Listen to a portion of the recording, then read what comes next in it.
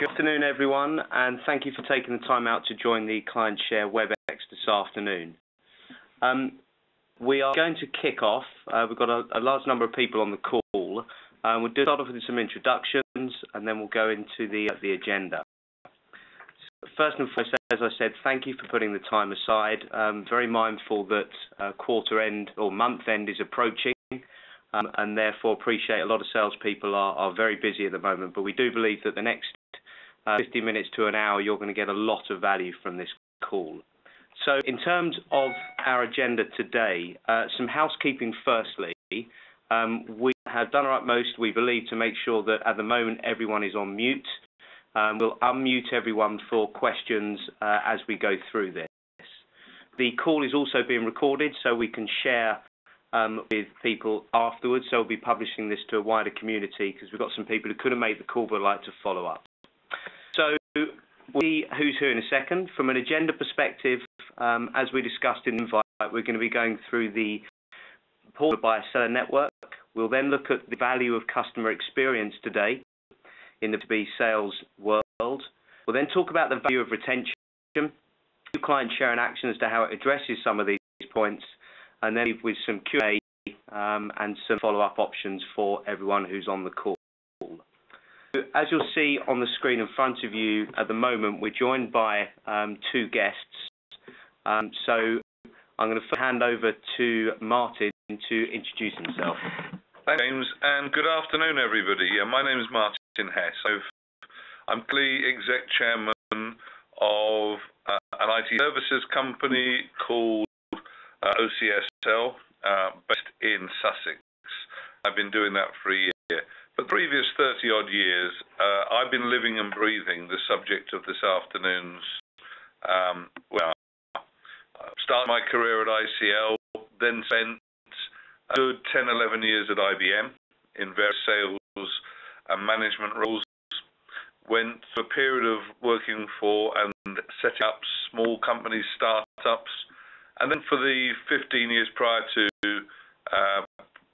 CSL, I was at Hewlett-Packard, and for 7 of those years I ran the UK and Ireland sales organisation, which at its height was probably the biggest IT sales organisation in the industry at about 700 odd people. So I'm delighted to be this afternoon. Thank you, Martin. And to engage in a subject that's I've lived and breathed for many years.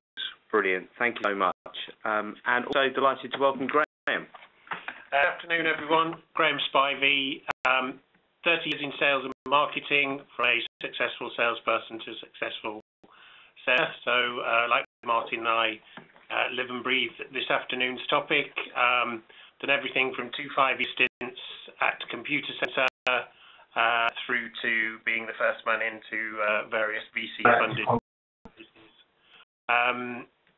Last 2 years I've been running my own business, which is called Sales Filter, and Sales Filter is a CO, CDO, CXO network where we get our 850 plus, we get messages out to our 850 plus CXOs from trusted service providers, and we typically get them together a couple of times a month around a private dining round table to talk about innovations in the tech and digital space. Brilliant, Graham. Thank you very much. And guys, James Ward here. So I run Clientshare. I won't go through my background because you'll see Clientshare later.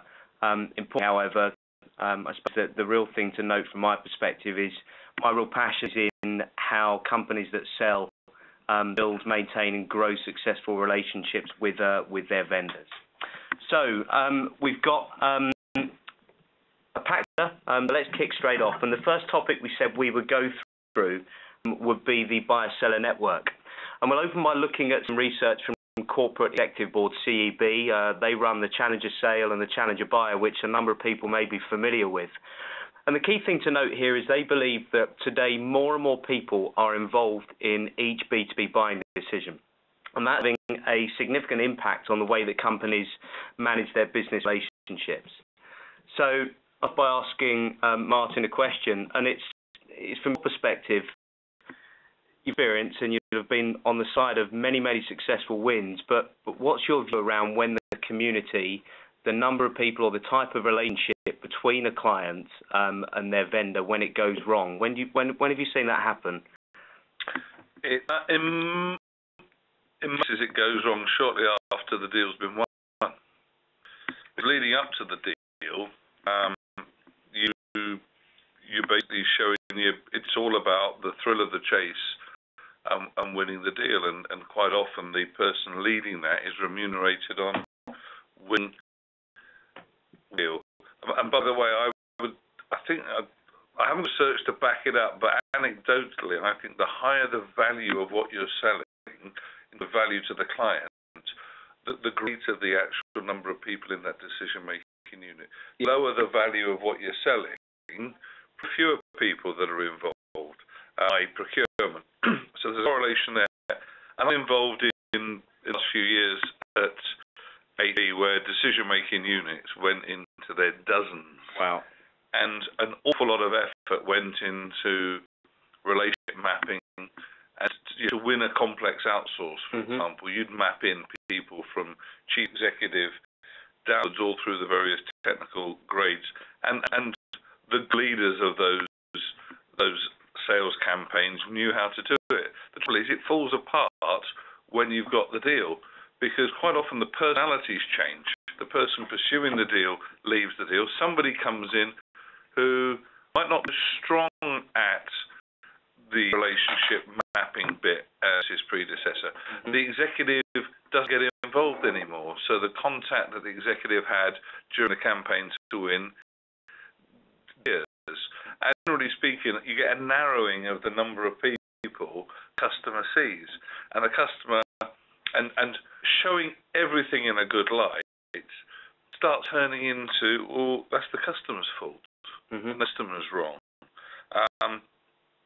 Traditional connection tends to grow, and I'd say that starts to happen most often shortly after the deal's won, i.e., even before the contract is signed. Wow. And Graham, from your perspective, so I think it's given a very good viewpoint on how the sales organisation all my lights are turned off and people disappear once a contract's been signed. But from your perspective, you deal with a lot of buyers in dealing with CIOs and the like. What would they say? Would they echo that? So we talk regularly to the 850 in the network. I think what they'd probably say is, on recent discussions as a roundtable a couple of weeks ago, they feel that they see the A team. So the A team is the people that sell it to them. Yep. They meet the execs. They often meet the CEO if it's big enough. They key people from across the team, and then they're feeling their words literally as they're putting pen on paper, about to put pen on paper, and pretty much always, once they've put the pen on paper and signed the contract, that team disappears and a new team, a much smaller, or they feel that it's smaller, appears, and that's where they start to feel the disconnect. So to by the A team, and then the A team disappears. That's the feedback we see. It may well be, it may well be as much perception as it is reality, but they're not getting touched. I think it means the people coming in, aren't as well informed or on the ball as the people that were being paid to win it. Right. The transition is always a massive challenge for whether it's outsourced BPO, ITO, or even into professional services. Transition from the hit squad, dare I say, into an operational team is always difficult, and that presents its own challenges. And we believe that one of the issues that comes up a lot is how to actually pass over that wealth of information, whether it be how you got to the solution, how you got to the offering in the first place. We often think that intellectual knowledge sits and lives with a few people who then often go, sort of disappear to the hills to go to the next pursuit. I think that's a problem. I don't know if you echo that. I give you it from personal experience. So I led a team that won a $500 million deal with BP over a 6-month campaign, and we had 147 influencers we were tracking as a sales team, 37 key decision makers. We won the and we handed over, but we as the pursuit teams and the pursuit team at the time, we as the team were keen to get on and move on to the next one because that was our job. Yeah. I think it is fair to say most of the knowledge was up in it because we'd all been full time as a team of sort of 18, 19 people for 6 months. There's a challenge there, definitely. And then if you looked at what it's like, what it's like is a term thrown around a lot in a lot of sales meetings and the like. But Martin, from your viewpoint, let's take a look potentially at some of the big contracts that you've been involved in over the time, specifically with regards to a community of buyer, seller, client, vendor. How do you think good manifests itself in some times where you've essentially grown contracts and retained them through having a good community? At a high level, doing what you told us to me you were going to deliver when you were selling to them. So the value you said that you were going to deliver, make sure you consistently deliver that value. The innovation you said you were going to deliver, make sure you deliver that innovation. The trust you built up, there were key moments of truth quite early on in that relationship, post the decision, that will test that trust. And that cultural fit, the company that I fell in love with when I wanted to buy from them, I want to be the same experience. So it's that continuity. I'll give you an example of the trust thing. Many years ago, with HP, we used IBM in selling the SAP platform into the body shop. It was a pretty ferociously hard battle. And one of the key planks of the sales campaign was the experience of doing business with us, the cultural fit, the importance of them. Within a few weeks of us delivering all the hits, some features have been left off by HP, right, and HP said by the customer. HP about 25,000, price to the customer about 100,000. Yeah. There were voices in HP that said it was the customer's fault, we're going to charge them £100,000. I took the decision that we'd swallow it. I didn't care whose fault it was. There's a key moment of truth early on in the relationship, and I wanted the experience that we promised them to be delivered on. Now, so we basically let it for nothing. Now, CIO, that was probably 12 years ago. Yes. He's moved on to 3 different companies since then. I met him over in Copenhagen in December. He still talks about that experience as to why he likes doing business with HP and why he likes doing business with the team that were with him. So it's those key moments of truth are very important. Key finger for the customer. Basically, make sure that emotional connection's there. Make sure that the executive that built a close relationship with the CIO or the CEO continue that. And to have a means of constantly checking the health of the account. I don't mean customer satisfaction surveys. They're used, in my opinion, for all sorts of ulterior motives. You need a method of constantly reading the pulse, and for execs to do that. So I'm an exec sponsor of many accounts, as I have been over the years. Yes. I struggled. I didn't have a means of connecting with those accounts on a real-time basis. I scheduled the quarterly reviews of the account plan, but I could never do enough of them because I didn't have time in my diary. And by CRM systems don't really help that at all. They're generally speaking a numbers-driven exercise. So how do you keep constantly in contact? And I'll just make one another example. Goes back to my IBM days. I think it's the best example of multi-level client engagement.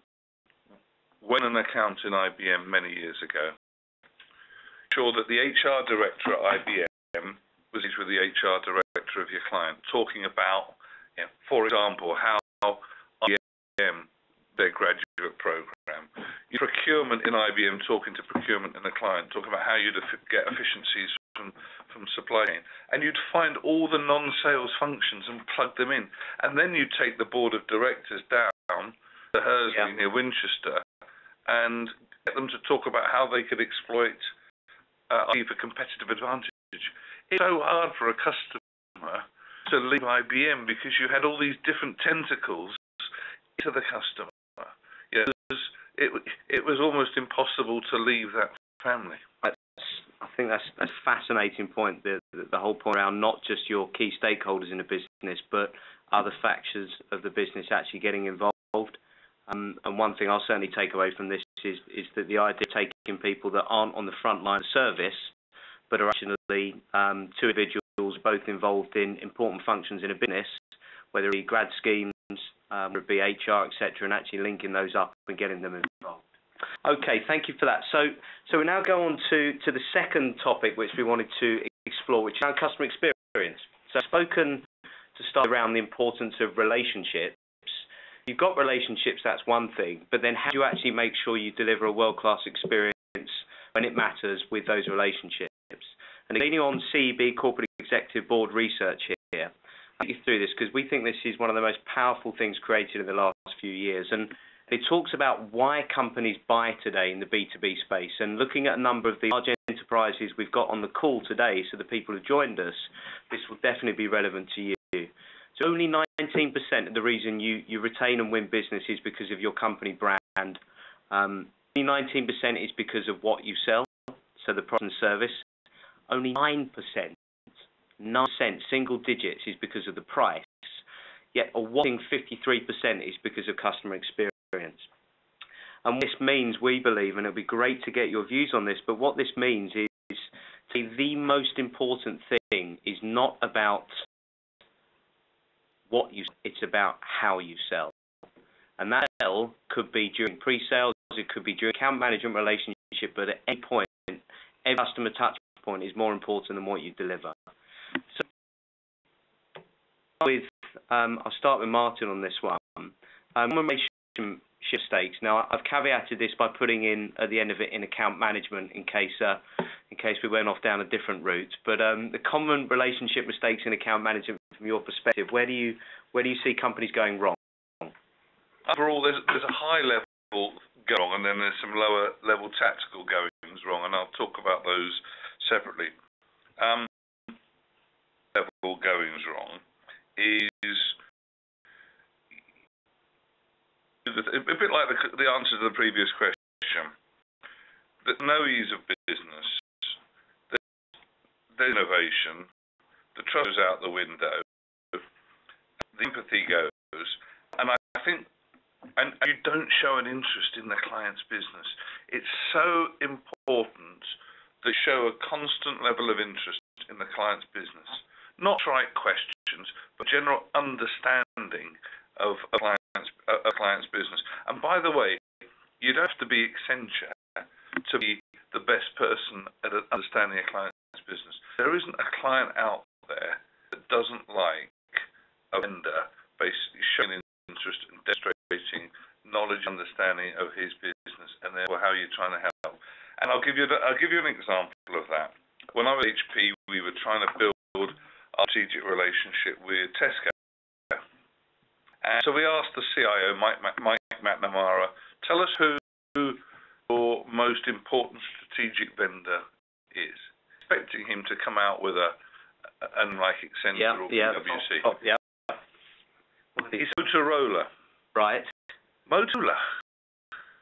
Why Motorola? Why? Because they made the devices that are used in the store, basically touching their customer, and they were demonstrating constant innovation as to how those devices could be used and exploited to drive better customer experience for their in-store customers.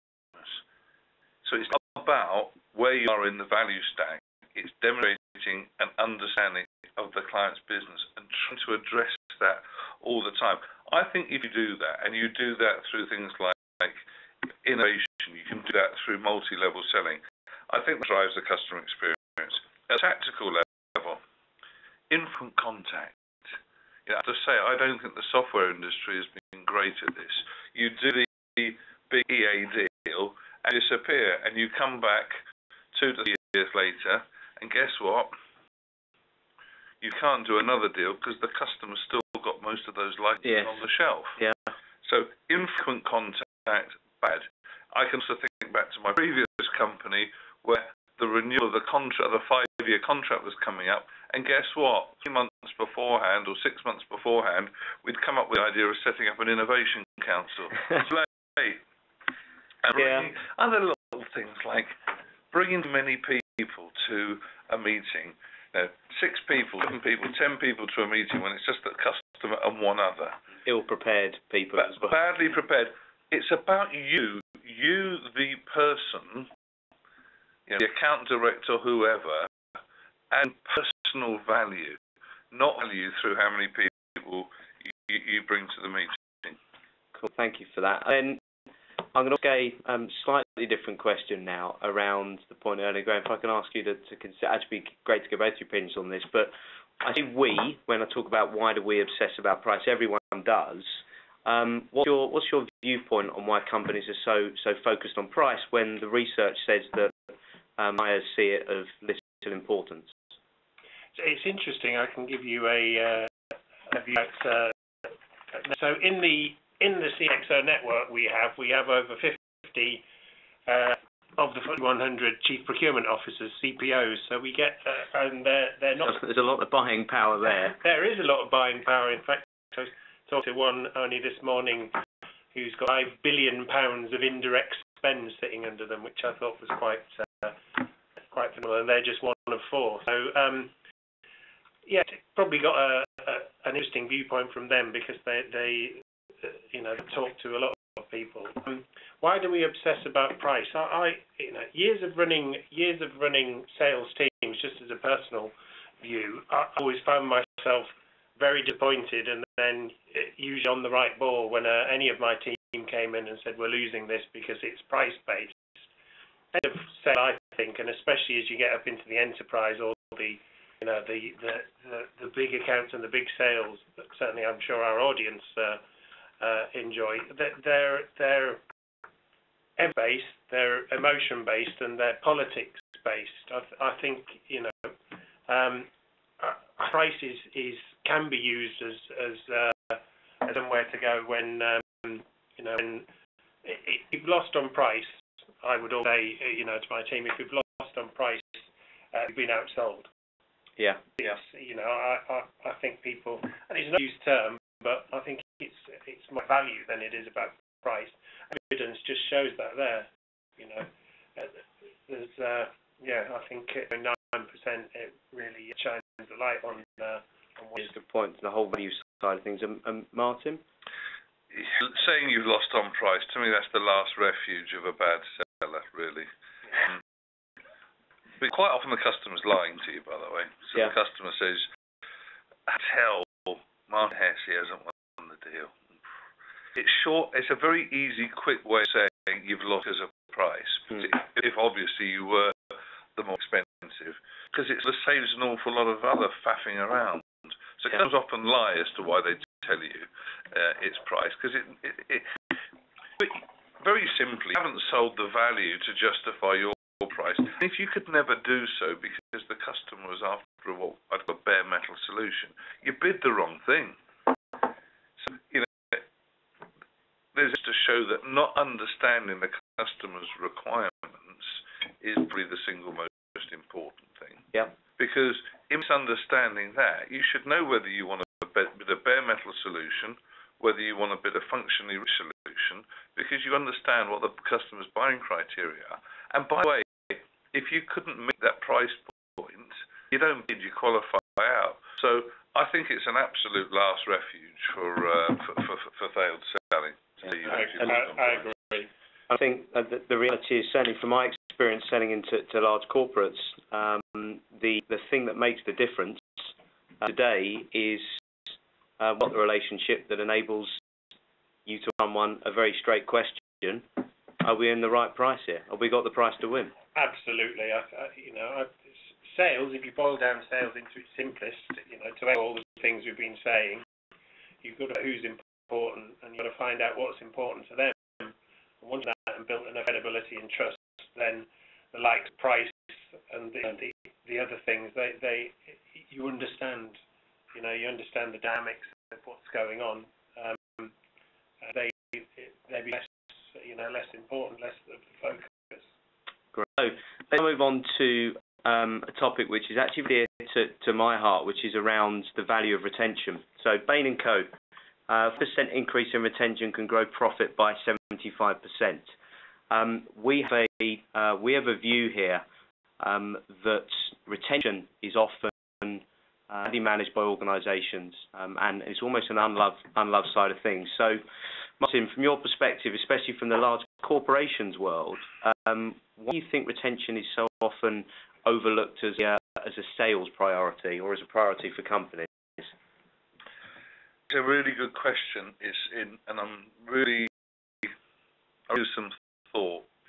I think the attraction of the new logo win is always greater than working hard to protect a customer, and it's the wrong thing to do. I think it comes down to management systems, yes, and greed. By that I mean the measurement system quite often intents not just seller but all the way up the management tier to new customers. Remember what we talked about, the buyer-seller community. You win the customer, and vendor organisations take that customer then for granted. Generally speaking, the margin you make from a customer, if you've sold it right in the beginning, will increase during the lifetime of contract. So you get some nice big profit pools from existing customers. Years 4 and 5 of a contract, yeah. Then guess what? The finance community start regarding that profit pool as theirs. Sacred cow. And you often get this interesting dynamic between sales and finance, because finance don't want to dilute that profit pool, regard it as almost a law of physics, that's theirs to keep. Rather than, so that greed thing comes in, it's the P&L greed.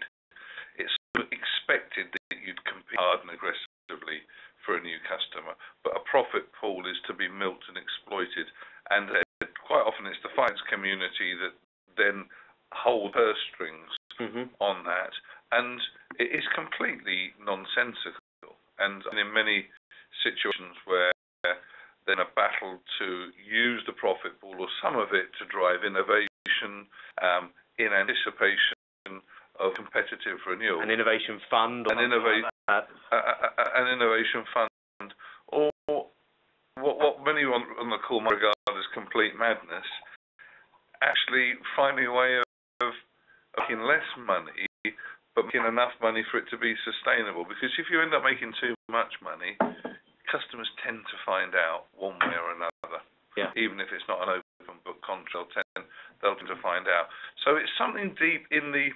And I'd say as an industry, a very deal-based industry. If I characterise the IT industry of the last 30, 40 years, it's a deal-based industry. It's attracted our male types to cut the deal.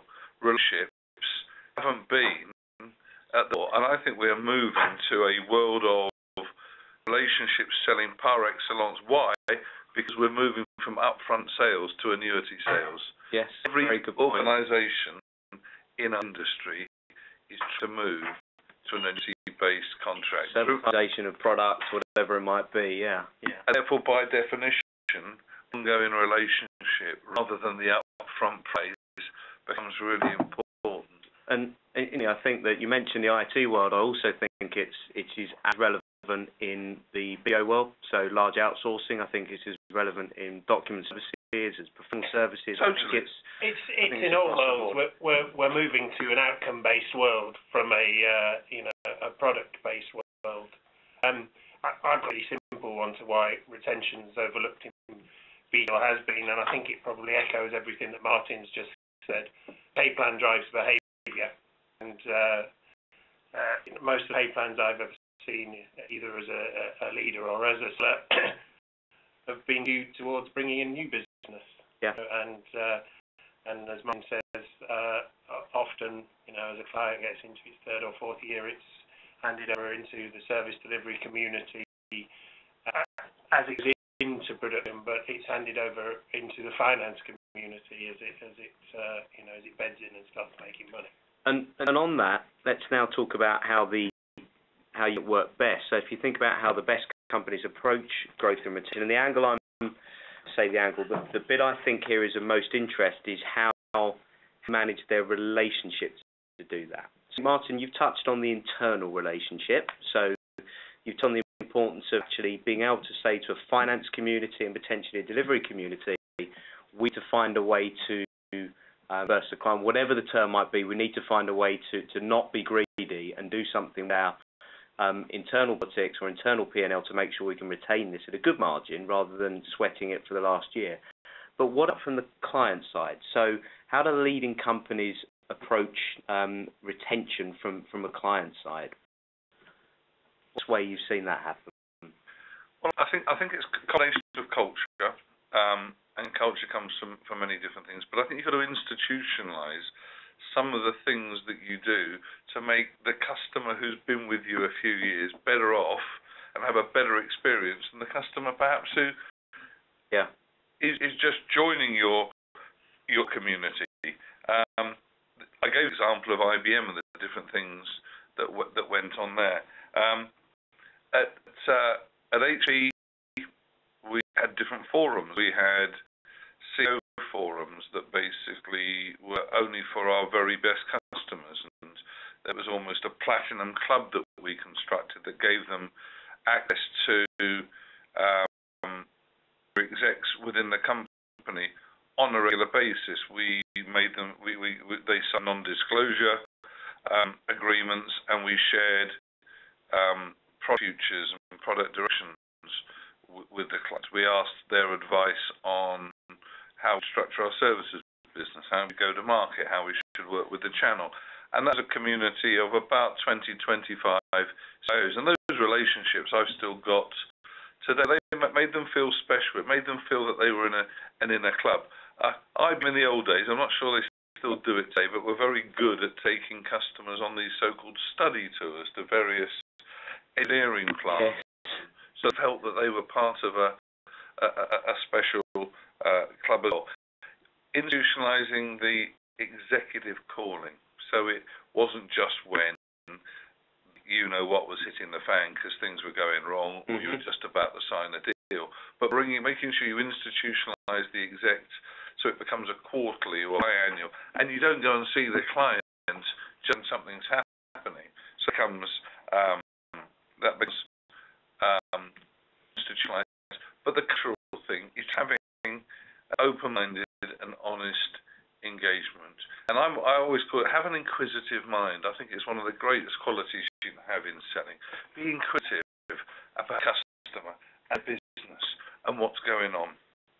And that's to say, bringing value to the customer, which might not be just through your organization, but knowing what's going on in the industry. Maybe if you're a big company like an HP or what have you, being the facilitator of smaller companies being brought to the actual table. So you're in as the innovator. And then it's just never treat the customer with contempt. They're not always right, I know that. But never have a mindset that basically says, it was so hard winning you once upon a time, I'm never going to let you go.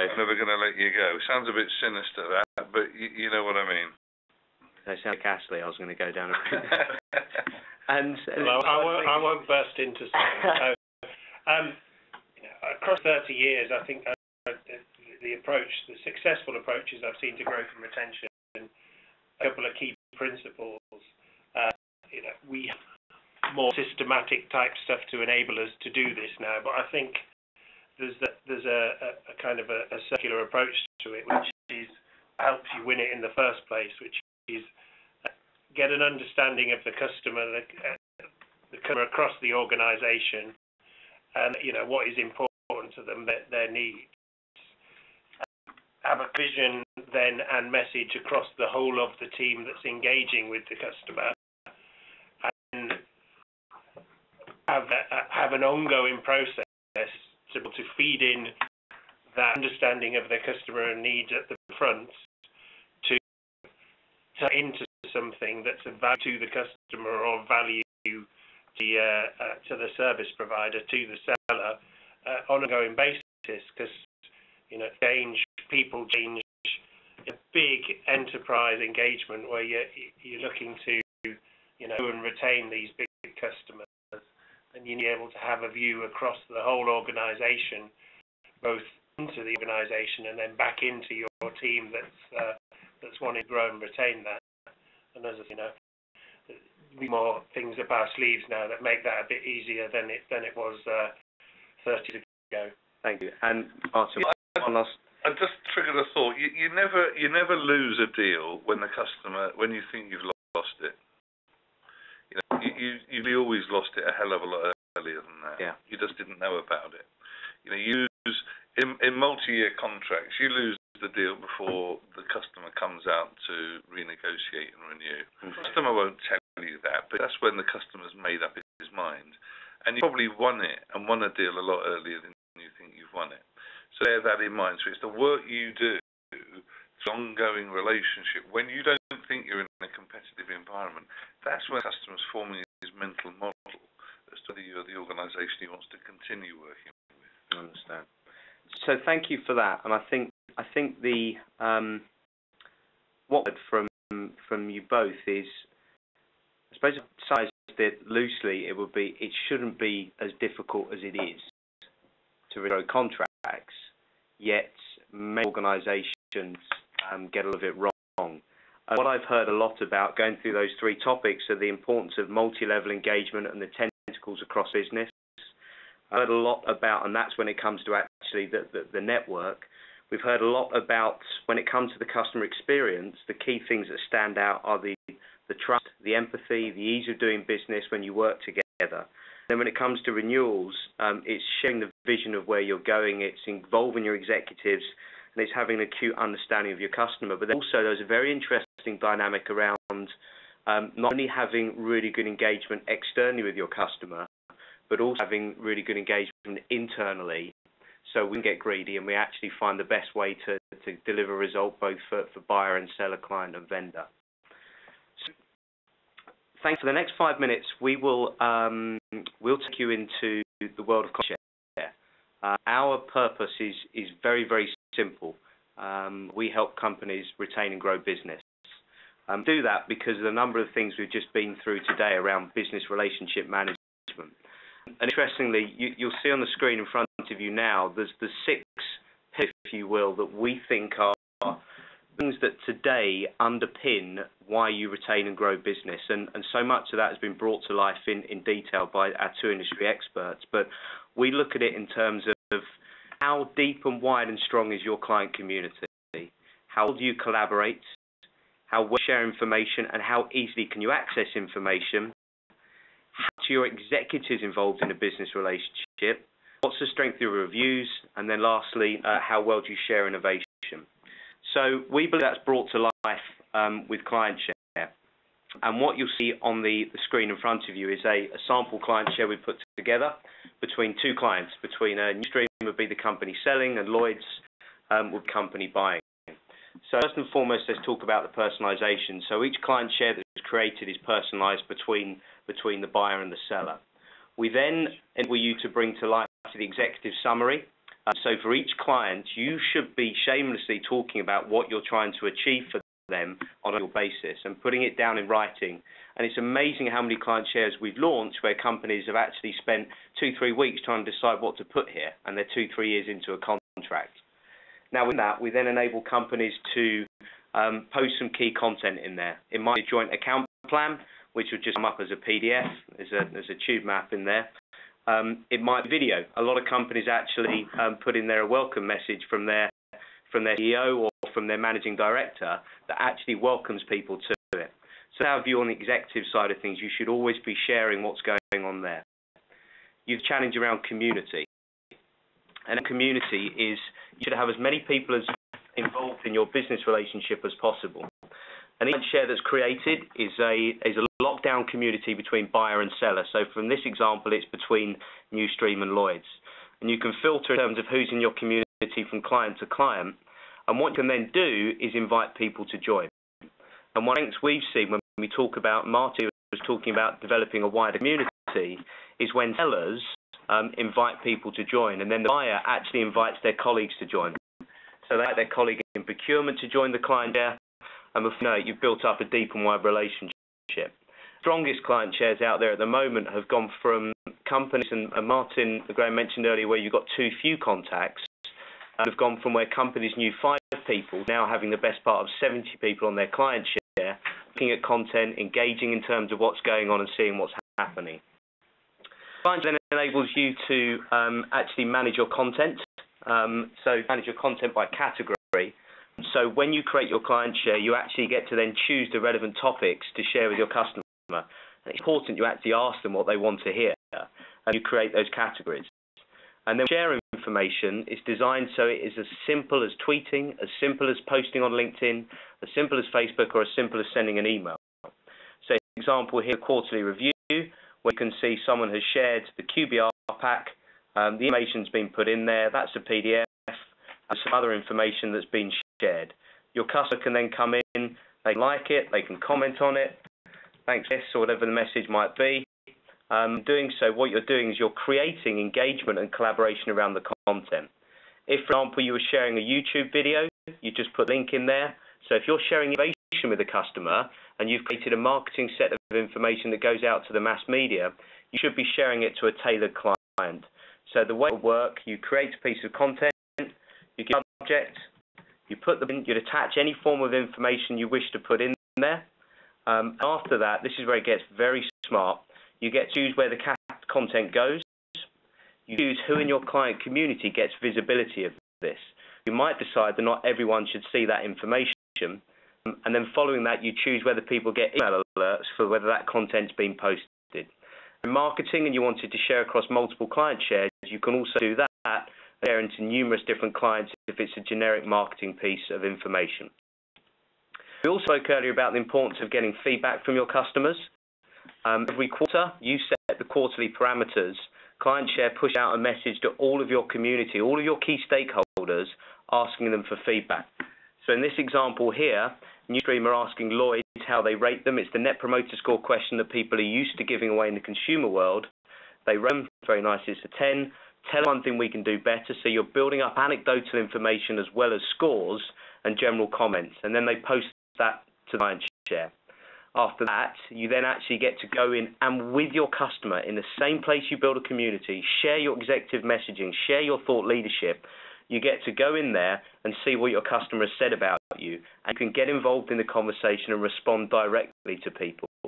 It's an incredibly powerful way to improve your business relationship with the client. And not least on this whistle-stop tour, we talk about the importance of analytics. And Martin earlier spoke about CRMs being useful for a sales reporting function, but what don't enable you to do is to have your finger on the pulse of a business relationship. So the way client share works is in an individual client share, you get analytics that tell you what score within your client share. So essentially, what relationship score, i.e. it's a measure that tells you how engaged your customer is in your business, how much content have they been looking at, what's the size of my community, what are my top posts, what's my net promoter score. And then companies, some of our most successful organizations that we work with who are rolling out numerous client shares, they can essentially go and see this across different clients. So Martin, in his position as chairman or UK VP, can essentially go and see the strength of a business relationship from customer to customer. And this is something which is so often overlooked because normally when execs review, they review it on a PL basis, not on a relationship basis. So that's the whistle-stop tour. One final thing to show you, if you had numerous different clients and client shares, you can access all your different business relationships in one place via client share.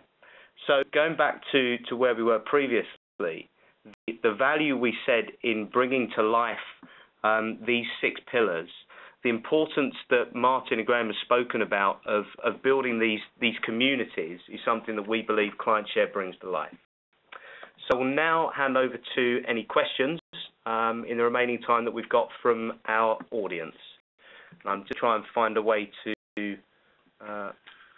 go. Just while people are thinking about their question, James, I love this, by the way, because to me they're not the tools that we've used are about numbers and deals, not about relationships, and this is about relationships. And in the context of where we are as an industry, we are moving in this world of digital transformation in the world of consumption and consuming IT as a service. If you think about that, the switching vendors so much lower, and therefore so much easier to switch. Yes.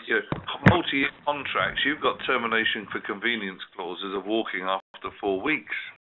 Yeah. What does that mean? It means actually the relationship becomes the anchor, it becomes the retention device, because the contract isn't there to protect you anymore like it was. Absolutely critical. So, thank you. We've got a line open. I've got some questions coming on chat, but any questions on the line at all?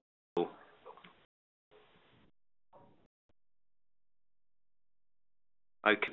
I've got a question from which is about how do you get buyers engaged? That is a cracking question. So, question we get asked a lot by our customers is how, when you launch a client share, you actually get your clients interested in it. So there's two ways to do that. The first is very simple. We encourage our customers, so sellers, to say to their customers, what are the biggest challenges to find a relationship with us? And you'll find that the answer comes back is you're difficult to work with, too many stakeholders, we don't know what's going on, and we'd like to have a better business relationship with you. And what happens is we've had a lot of our customers then turn and say, right, so we believe we've got an answer to that. We want you to use Clientshare. We'd like you to Clientshare in your business to see how it improves those challenges you've got. And immediately when you actually ask the buyer what their problems are about the business relationship and you give them an answer, it absolutely helps speed up the way that you get the customer engaged. So that's the first bit. And the second side of engagement that I spoke about, I said the two things. Essentially, the wider community, the more people you speak to, the more people you invite, the more people they invite. So there is an element of people involved. Oh, and running there loosely, it is important to have a sponsor in your business, as it always would be. Can I ask you, James, building on that question, what's your thought about when you make the initial sale, having as part of that, Mr. Customer, this is how we're going to manage our relationship going forward. In other words, you introduce my client share as part of your initial proposition and how the experience is going to continue. Would you do that make sense? It's a great point. We've got a couple of companies out there at the moment, very large RPO company, outsourcing company, who are actually putting client share in their RFP responses. Okay. So they're being asked, well, how are you going to manage our relationship? They're actually putting that in there to actually help them do that, which is pretty powerful, actually. Any questions on the line? I've got a few more other ones. Any questions on the line? Hi, it's David Kirby here, and I think Martin's just answered my question. I was going to ask the experience of using Clientshare in the sales process as opposed to the account management process. Yeah, so we be careful here, because if you, for example, try and turn something on at the last minute during an RFP to try and inspire a client, as Martin explained earlier, they already know the route they're going to go.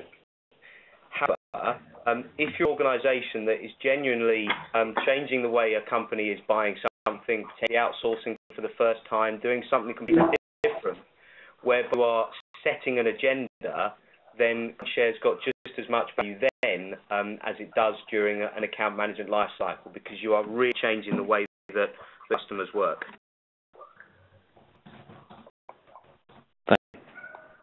Okay, so any questions on the line? I've got two further questions that have come through. So we've had one question through about how quickly you can launch Clientshare.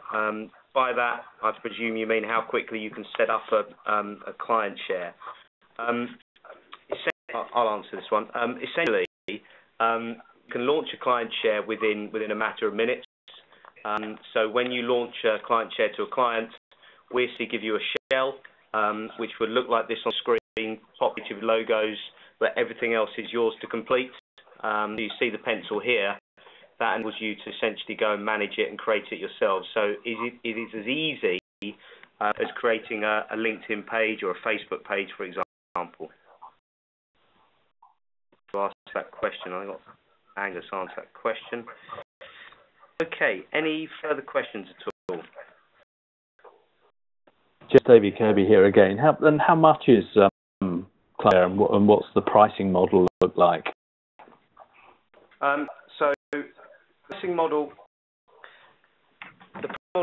is an interesting one because most software as a service, we're a SaaS business. Most SaaS businesses charge per user license.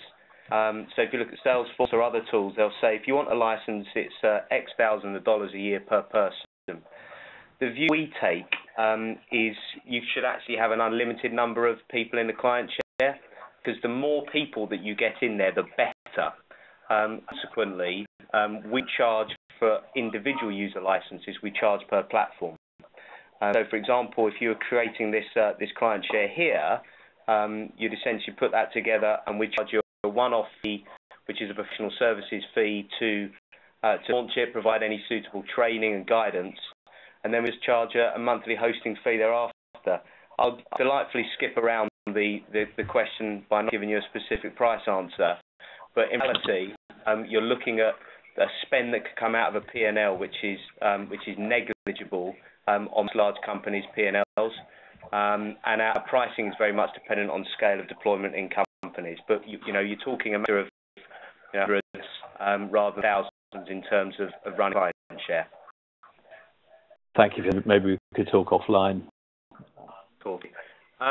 So I've got one final question which has come through, which is to do with a question to Martin. I'll put you back on the spot here, Martin.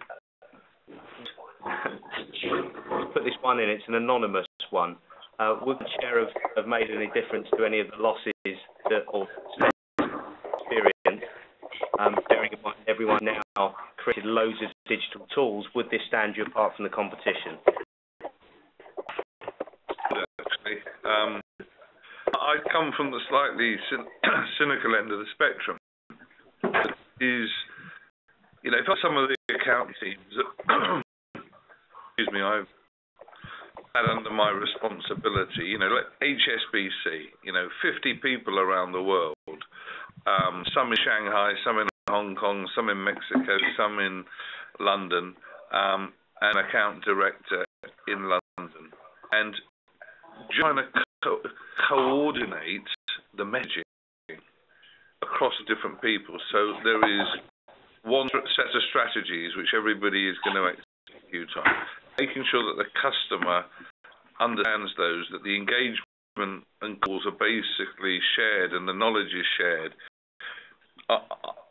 I think without a doubt, because I think I've lost business over the years because of the cack-handed way my company and my teams have showed up to the customer, and that has bound to have been a contributory factor to have felt to do business with the companies I've worked for.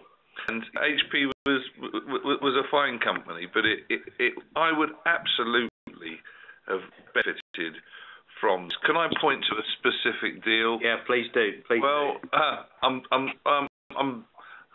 I think of frankly too many to mention, and I don't want HP to come after me, frankly, but so many were down to we don't like the experience of dealing with you because you come across as big and inflexible and confused and you don't know what you're doing. This tool would have fixed most of that, actually.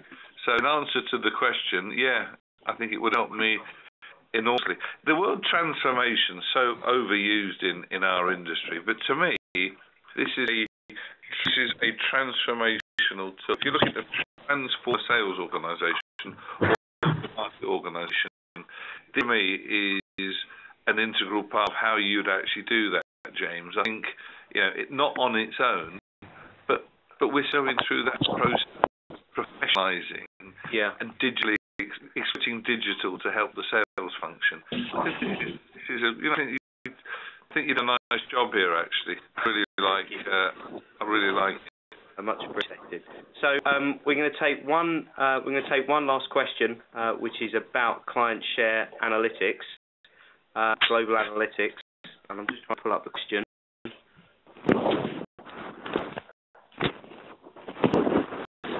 Then we will close. See, my technical skills have got the better from me. Global analytics. Can you use it across multiple platforms? I presume that means if running analytics on one account relationship, I'm looking at the strength of this relationship here in terms of what's going on. You'll see it on the screen here. Can I compare this across multiple clients? And the answer to that is yes. If you want to go and manage your relationship and see how you're performing from new contract with Lloyds, contract with HSBC, the contract with Barclays, so on and so forth, you can run it across multiple platforms. And to Martin's point earlier about putting that information in the hands of customers, in the hands of executives, that's incredibly powerful. We're on the hour. We've finished on time, which is a rarity, but I'm delighted that we've done that.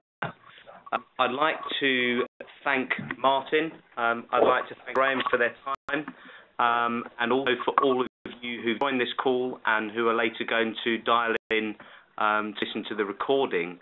As I said at the start, it's not easy taking an hour out of time. Everyone's busy in the sales world.